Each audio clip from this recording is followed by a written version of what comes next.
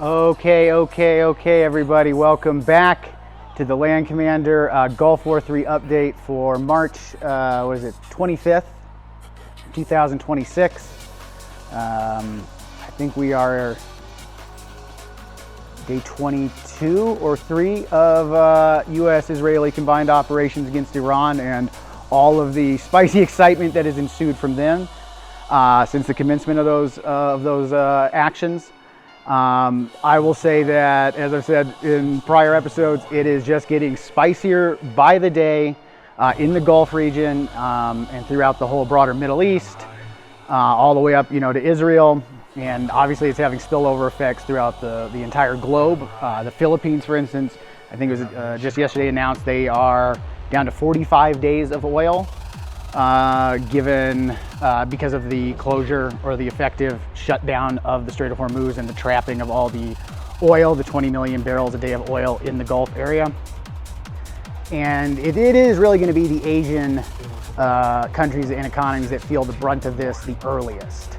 And one of the things that's going to hit them hard is not just oil, but it's really natural gas. Japan imports a ton of natural gas. I think they import something like 20% of the world's natural gas, and oil, which you can sit in, tanks and underground holding facilities and store it for long periods of time, which is why you're able to have things like strategic petroleum reserves. But it's a lot harder to have things like strategic natural gas reserves. You can do it, but you have to use like big, underground, essentially like depleted aquifers and natural gas reserves, where you can pump it down there and it can sit underground. You can't just put it in tanks and hold it there. You have to, and to move it across the ocean, you have to use liquefied natural gas carriers, which are very expensive, very complex, and you can only really keep it in that state for a certain period of time. So even though Japan has, several hundred days, I think, like 180 days of oil in reserve, their natural gas supply is like 2 weeks or something. So, and the Middle East in particular is dependent on the flow of Middle Eastern petroleum, natural gas, and petroleum products. And of course, that does have a spillover effect to the whole world. It causes prices to go up everywhere. Obviously, some countries benefit from that. The United States probably is going to benefit since we're an exporter of energy, though that doesn't really help the average consumer. Anyway, it is a spicy conflict, only getting spicier. I would say, if we wanted to use a less excited term, perhaps, we could say that every day the escalation goes up, and every day goes up by more than it did the day before. And so to start with our sort of overview of what's going on, we're going to start over here in Lebanon. As I hope you all are aware or remember from our previous episodes, part of Gulf War III has now encompassed Lebanon, the northwest salient of this conflict of Gulf War III. The Israelis have made substantial ground incursions from Israeli territory into southern Lebanon, pushing in through areas in here and here, and we'll look at a better map in a second. And this blue line, if we remember from last episode, is the Litani River. That is a natural geographical boundary, which at various times the Israelis have expressed interest in occupying as a buffer zone. That was something that was sort of attempted in 2006 with a relatively not very fruitful military operation the Israelis conducted then. And it does look like this time they're going to go ahead and actually try to create that buffer zone. That's based upon comments from Israeli officials. The finance minister and others have called for the creation of a buffer zone there. There's been also, you look at how the Israelis have acted in other areas that they're operating in. Gaza, which was effectively this open air prison that they had total supposed control over. Still, Hamas was able to recruit, train, equip, and then deploy forces into Israel on October 7th. And the Israelis, whether you agree with it or not, the lesson they've taken away is you can't just mow the grass. That was the technique. That was what they called their system of trying to control and contain the threat from Hamas in Gaza, mowing the grass. They would go in every so often and take out, again, obsession with the operational successes, right? Go in and take out specific leaders or specific members of terrorist cells, Hamas units, whatever, And the idea being that you would just always keep it at this low sort of simmer, thinking that, you know, operational brilliance and success is leading to strategic success and victory. It did not. Same thing could be applied to Lebanon. Every time the Israelis have gone up through there and come back, which, you know, they've been doing this since, what, the 80s, Hezbollah has only come out of it, you know, essentially stronger. So I don't doubt that the current administration and national security apparatus in Israel, or at least a good chunk of it, is pretty gung-ho about the idea of making a big ground incursion into southern Lebanon, probably going all the way up to the Litani River, and holding it for some kind of buffer zone. And if that really is what they're going to do, well, you could imagine pretty soon they're going to start moving, you know, settlers in there, you know, to try, you know, to create outposts, to make it harder to dislodge the Israelis if the Lebanese ever want to, which I'm sure they would. They obviously don't want to give up a huge chunk of their country to the Israelis. Hezbollah has made it clear they're going to stay and fight. They're not going to negotiate. Israel doesn't sound like they want to negotiate. Over 1 million people have been displaced. There's a bunch of them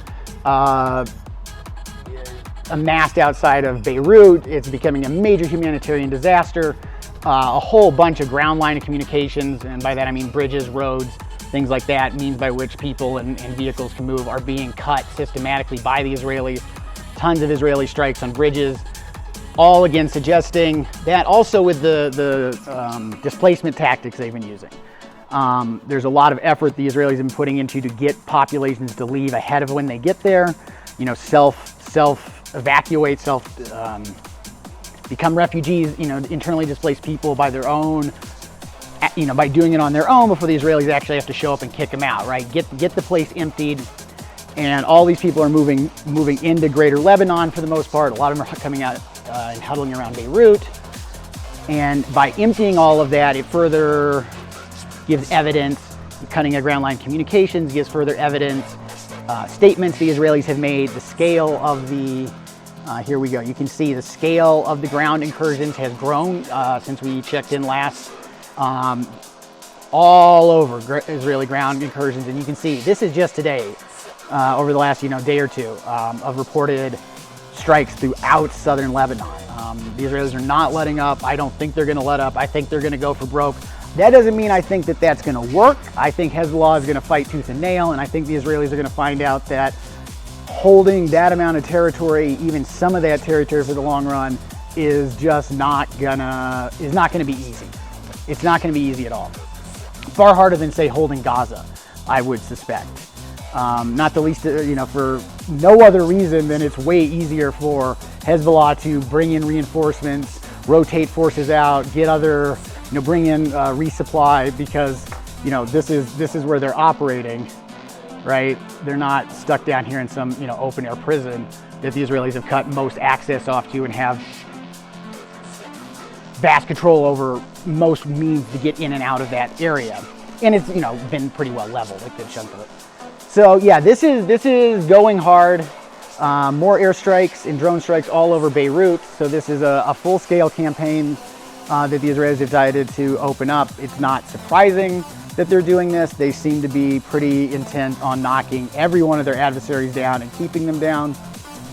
I don't know that that's going to work for them, but that does seem to be what they're up to. You know, Hamas in Gaza, Hezbollah up in Lebanon, you know, the big supporter of all of them, Iran.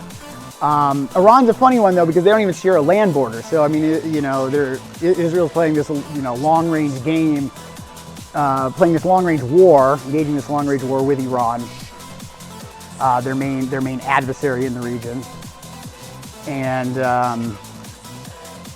it does have the advantage of them being able to wage, you know, this long-distance campaign against the Iranians, while their ground forces, which can't really do much, are left free to prosecute this expansion of the war.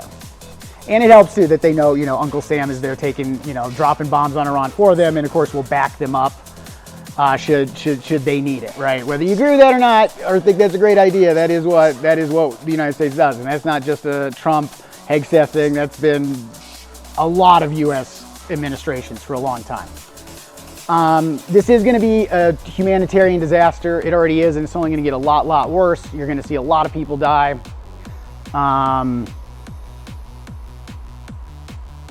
I don't know how long this will go on. The Israelis seem to have a real thirst right now to go after everybody, and a real interest in seemingly have the willingness to go the distance. I mean, they've been at this heightened state of operations, this heightened state of calling up reservists from the civilian population and keeping them in service in ground operations for quite a while. So yeah, I don't think this is going away anytime soon, and we're gonna definitely keep an eye on it. But let's pull out a little bit and you know, let's look at the Gulf region more broadly and what's going on there. You know, as I said, it is only getting spicier, and I think between now and Friday, it's gonna get spicy, spicy, spicy, and then Friday could be the kickoff of the big push by the United States to open the Gulf, open the Strait. And the reason I say that is the Tripoli and its amphibious ready group was spotted outside, spotted docked to Diego Garcia, I believe 2 days ago. It looks like it has already had left port by yesterday, left Diego Garcia. So it is in transit to the 5th Fleet, CENTCOM AOR. And they're expected to be on station down here in the Arabian Sea, where we already have one carrier strike group operating on Friday. That's also the day that Trump had given to, or had said his halting of kinetic action against a certain set of targets would expire.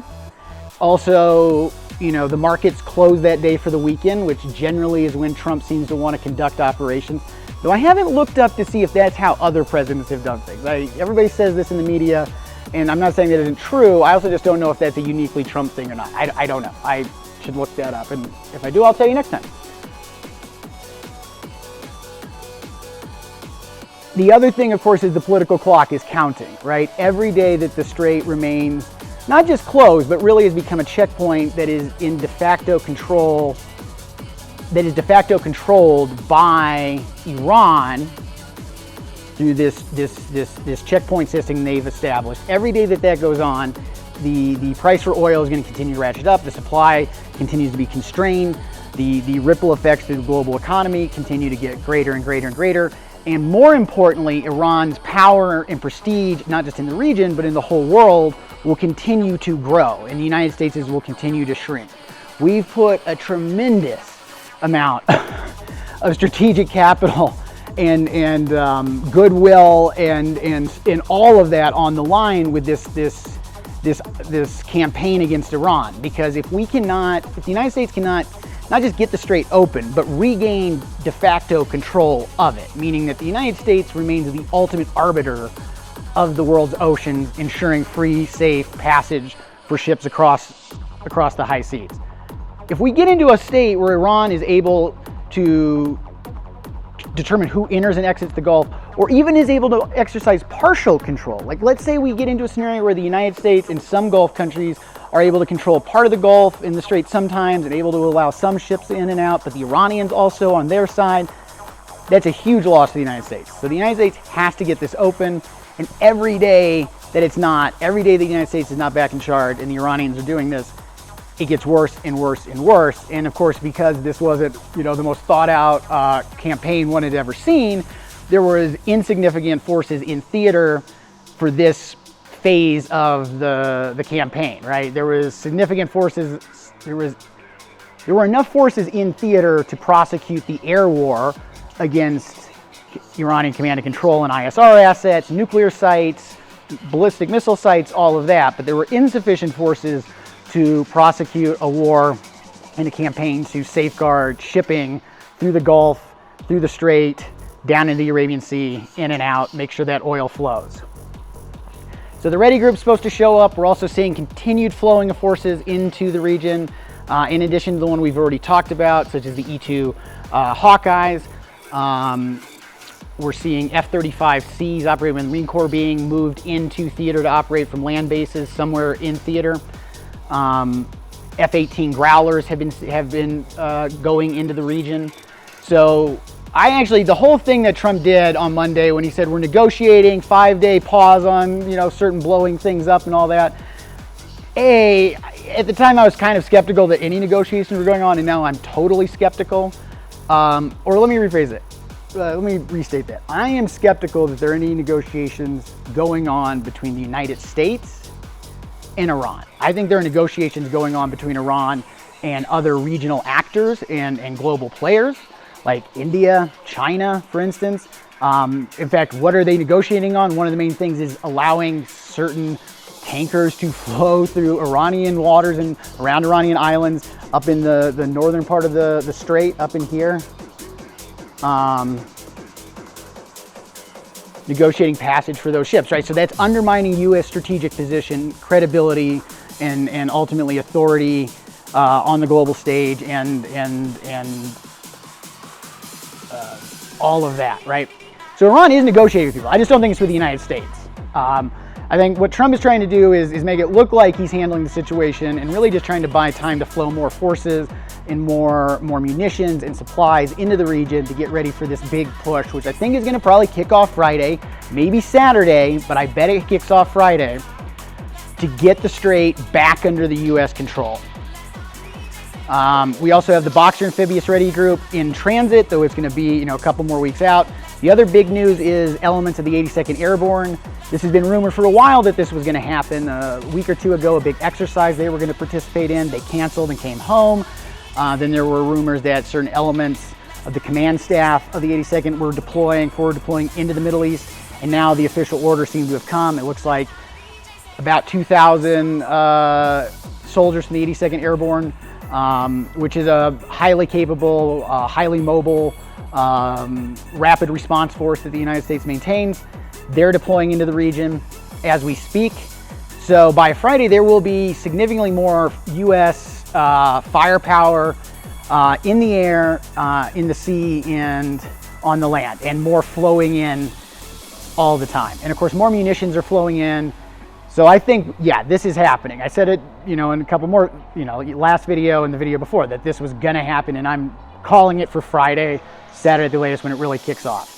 Obviously, operations are already occurring to sort of shape the battle space. So we've talked about A-10 Warthogs and A-864 Apache gunships have been operating throughout the Strait and the southern flank of Iran to take out targets on shore where they can threaten shipping, to intercept drones, et cetera, et cetera.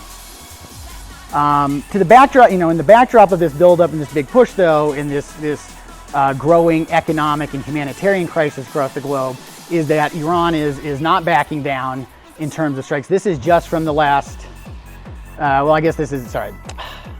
I was supposed to have this queued up to just show today's last 24-hour strikes. That's fine. This is over the last month. The point is, the Iranians are not letting up whatsoever. And in fact, I would argue that we are seeing more evidence every day of what I've said for multiple videos, that Iranian command and control and ISR assets and systems are continuing to regenerate at a brisk pace and are continuing to adapt at a brisk pace. And thus we are seeing an increasing tempo of Iranian strikes throughout the region, and we are seeing increased precision and lethality with those strikes. Just yesterday, Kuwait City International Airport was hit, big fuel tank exploded. The Iranians have struck the big oil terminal in the UAE. The UAE is a pipeline that cuts through their territory from here to here roughly, that allows some oil to be moved by tanker to UAE through overland and then come out on the other side of the strait. Well, the terminal over here was struck, so it's not operating anywhere near full production or full capacity whatsoever. Some ships are moving, but not very many, so it's still choked up. But the Iranians definitely are controlling who comes and who goes, and that control is getting more and more and more every day. So yeah, I think Friday it's going to kick off. I think the smart money is on them going to smaller islands all throughout the Gulf and in and around the Strait, probably friendly islands controlled by friendly nations like the UAE, Qatar, Bahrain, Saudi Arabia, etc., and using those to put significant pressure on Iranian-approved and Iranian-owned or Iranian-sanctioned ships moving in and out of the Strait, getting us to this area where both sides can start to hold each other's ships at risk, perhaps giving some room for either one side to actually gain a operational advantage in the strait to the point where ships can flow, or come to some sort of arrangement where ships can flow. And that arrangement would, of course, be backed up by the significant presence of U.S. Marines in and around the Gulf area on these islands, as I've talked about. I really do think talking about taking those islands back for the United Arab Emirates, I'm amazed nobody's talking about this. I really see this as a pretty obvious way to kind of reorient some of what we're doing, because now we're liberating, right? We're liberating the islands for the UAE. We're opening the strait to safe passage for all, right? We're reasserting the global world order, and we're doing it, under U.S. leadership. That's kind of how that narrative could flow. Or, if I was trying to sell that, that's how I would make that flow. And I think it makes a lot of sense in this clusterfuck that we found ourselves in. So, at the meantime, though, it remains Groundhog Day over at, oh, this is cool. This is open source satellite imagery of so this is the Arleigh Burke that's left over at Diego Garcia, but this is a picture of the Tripoli dock there. That's how we knew it was there. It's an amazing time we live in. Geez, the fact that open source can just get this, and then I can throw it up on my wall and you guys can see it. Okay. Oh, maybe I didn't load them. Oh yeah, here we go. So I don't have I'll try to get the audio loaded and editing, but this is Trump over here. It's Groundhog Day. He's asked a question. He's basically, yeah, we won the war. Everything's good. We blew everything up. No more Air Force, no more Navy, blah, blah, blah. All the while, all these forces are flowing into the region. There's this deadline coming. The strait is under Iranian control. Oil is going up in price. But yeah, once again, we're told everything's been exploded, so I guess we're good to go, I guess. And then, while this is going on and while the nation's at war, right, we're in this now, and this is going to be a long war. They were not, to hold the Gulf, to hold the strait open, good old boy Trump, and our favorite guy, oh, we got a video of him too. Our favorite guy, everybody's favorite guy. Just look at that, man. God, he's so fucking majestic, isn't he? God. Anywho, good old Petey boy over here. I guess he must know what he's doing. He must know what's right for the country and the troops, right? He's always talking about the warrior ethos, and we're laser focused on defeating the adversary, right? So anyway, again, I'll try to get the audio, but what's he up here making videos about? Was this today or yesterday? It's all about the pastors, the American pastors. Oh, what the? Well, never mind. I'll see if I can edit it later. Anyway, he's just up there making some video about restoring dignity to being a pastor in the military. So, fine, I'm sure that's a great thing. I don't really have any inherent problem with that. What I have a problem with is that we're at war, Mr. Secretary of War, and instead of getting out there like our good old boy Don Rumsfeld used to do and give some pretty dynamic press conferences, when you give a press conference, you sound like a whiny little fucking bitch next to that very competent general you stand next to, who I feel bad for every day. So I guess maybe he's not my favorite guy. Maybe I've been lying. I don't know. Doesn't sound like he's my favorite guy. But not only that, okay, we're at war, things are going not great, and you can't even just give a press conference where you're going to at least lie to us again like it's Groundhog Day. All right, well, we're gonna. I think that's good for today. I may be cranking out multiple videos this week just with how dynamic things are. And there's some other things I'd like to talk about that are more big picture to kind of set some context for like why we're in this war to begin with. And some of the bigger picture stuff that fueled that, and hopefully we'll get those out before things maybe go wild on Friday. We'll see. Anyway, I hope you enjoyed this. We're still getting this all dialed in. I think this is working better than it did last time, but yeah, I hope you enjoyed it. I sure did. And this has been the Land Commander Gulf War 3 update for March 25th, 2026. I hope to see you next time, and as always, reach for the lights and embrace the motherfucking lasers. I think I said that backwards. Oh well. Goodbye.